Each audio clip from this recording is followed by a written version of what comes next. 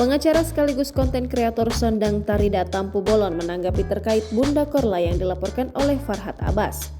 Farhad Abbas resmi melaporkan Bunda Korla ke Polres Metro Jakarta Selatan Senin 30 Januari 2022 yang menilai penampilan Bunda Korla tak mencerminkan budaya Indonesia hingga disebut aksi pornografi. Menurut Sondang, aksi yang dilakukan Bunda Korla tersebut tidak memenuhi unsur pidana.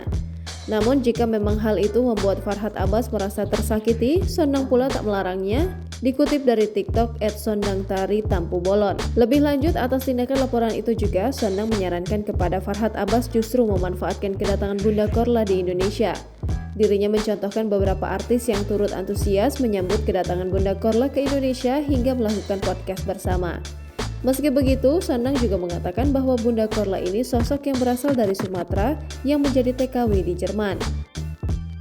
Tak hanya itu saja, Sondang juga menyinggung Farhad Abbas yang dikit-dikit melaporkan Bunda Korla.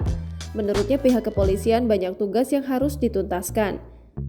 Diberitakan sebelumnya, Farhad Abbas telah melaporkan Bunda Korla ke Polres Metro Jakarta Selatan atas dugaan melanggar Undang-Undang ITE dan pornografi.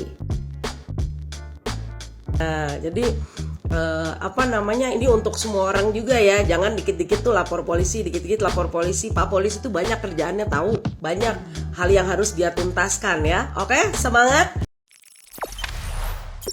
Jangan lupa subscribe, share, komen, dan like ya.